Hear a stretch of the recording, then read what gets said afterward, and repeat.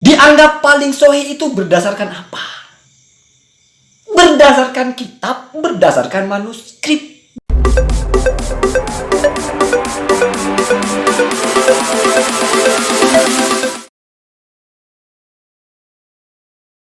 Assalamualaikum warahmatullahi wabarakatuh. Bismillah, alhamdulillah, wala hawla wala quwata illa billah. Ashhadu an la ilaha illallah wahdahu la syarika lah, wa ashhadu anna sayyidana wa nabiyyana Muhammadan abduhu wa rasuluhu alladzi la nabiyya ba'dah. Allahumma salli ala sayyidina Muhammad wa ala ali sayyidina Muhammad. Amma ba'du. Para teman-temanku sekalian, para subscriber dan netizen yang budiman, mudah-mudahan kita senantiasa berada di bawah naungan rahmat dan maghfirahnya Allah Subhanahu wa taala, senantiasa damai, aman, tentram dan murah rizki, serta sehat jasmani dan rohani kita. Mudah-mudahan Allah Subhanahu wa taala senantiasa memberkahi hidup kita. Amin Allahumma amin. Nah, pada kesempatan kali ini kita akan kembali membahas tentang polemik tes DNA. Apakah tes DNA ini bisa dianggap sebagai solusi terbaik?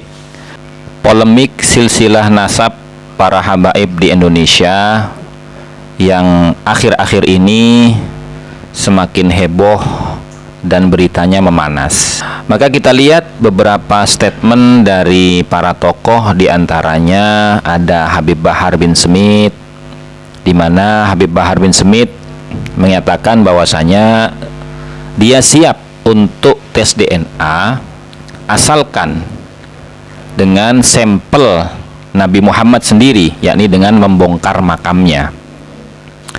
Kemudian dijawab oleh Ketua Naat bahwasanya untuk tes DNA tidak perlu bongkar makam Nabi Muhammad, cukup dengan sampel para sayyid, para sadah, para syarif yang sudah terkonfirmasi di Timur Tengah.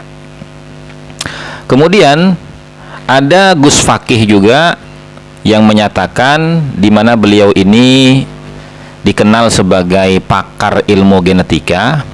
Beliau berkata, intinya kode DNA dalam tubuh lebih valid dari catatan, karena catatan bisa dimanipulasi dan diingkari, sedangkan kode DNA tidak bisa dimanipulasi dan diingkari.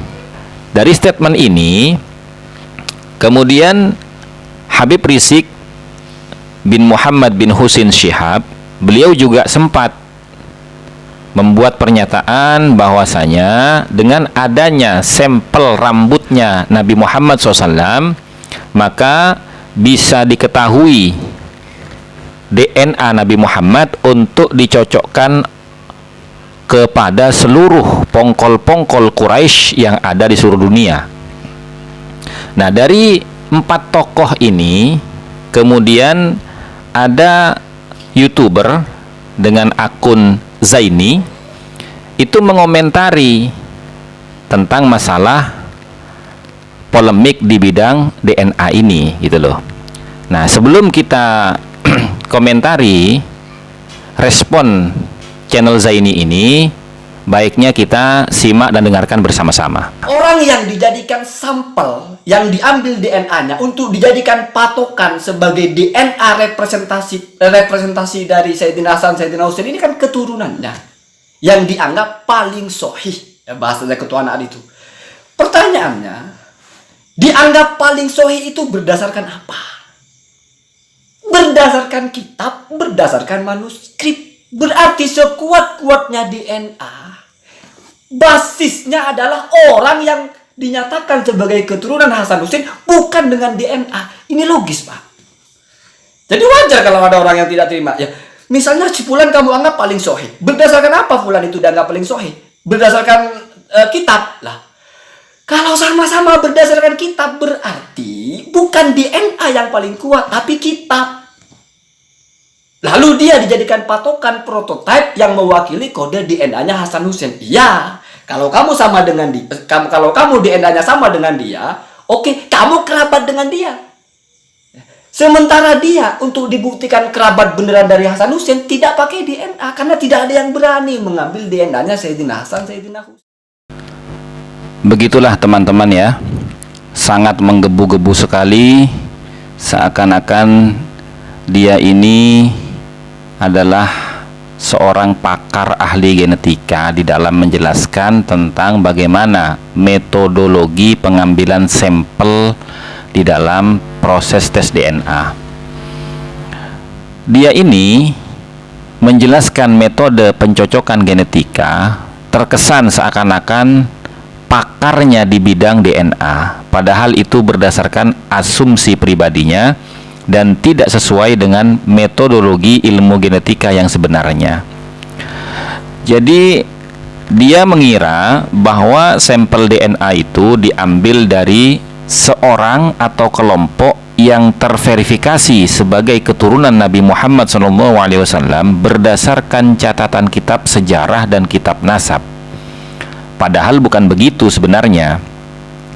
Sebagaimana penjelasan Habib Rizik Shihab bahwa sampel genetika Nabi Muhammad SAW bisa diambil dari rambut peninggalan Nabi Muhammad SAW yang kemudian dijadikan bahan untuk mencocokkan keterikatan genetika setiap orang yang mengaku sebagai keturunan Nabi Muhammad SAW, yang kemudian dikuatkan oleh Ketua Naat Raden Kiai Haji Ilzamuddin bahwa tes DNA itu mencocokkan keterikatan genetika seseorang dengan orang yang telah terverifikasi genetikanya dengan Nabi Muhammad SAW melalui rambut Nabi SAW, sebagaimana pernyataan Habib Rizik Shihab tadi.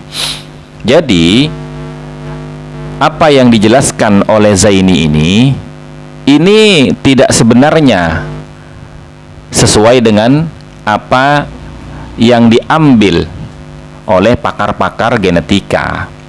Jadi menurut dia, orang yang terverifikasi sebagai zuriyahnya Nabi berdasarkan catatan kitab nasab, maka kemudian dialah orang yang dijadikan sampel untuk mencocokkan genetika setiap orang yang mengaku keturunan Nabi Muhammad SAW. Artinya bukan tes DNA solusi yang terbaik untuk menentukan nasab seorang, akan tetapi kitablah solusi yang terbaik atau pilihan yang pertama di dalam menentukan nasab seorang. Nah, ini salah besar. Justru orang yang mengaku sebagai keturunan Nabi Muhammad SAW yang sudah tercatat di dalam kitab-kitab nasab, kemudian dicocokkan genetikanya dengan genetika yang diambil dari sampel Nabi Muhammad. Kalau cocok, maka dia itu dikuatkan nasabnya berdasarkan tes DNA dan berdasarkan catatan kitab. Kalau DNA-nya tidak cocok, maka catatan kitabnya itu harus diverifikasi ulang. Karena apa? Karena tidak mungkin orang yang tercatat tapi genetikanya berbeda, kan begitu. Jadi untuk Kang Zaini, hendaknya kalau panjenengan itu belum memahami metodologi pengambilan sampel di dalam proses tes DNA, jangan menggiring opini umat gitu loh. Pelajari dulu bagaimana proses pengambilan sampel di dalam tes DNA itu gitu loh. Karena apa? Karena sampean ini didengar masyarakat luas gitu loh. Nah, khawatir nanti akan terjadi penggiringan opini yang menyesatkan di dalam perspektif disiplin ilmu DNA atau ilmu genetika gitu loh. Karena apa? Karena kalau sampean pelajari ilmu genetika ini, itu tidak seperti yang sampean jelaskan. Apalagi sampean menjelaskan menggebu-gebu seakan-akan itu sudah penjelasan yang paling benar, ya.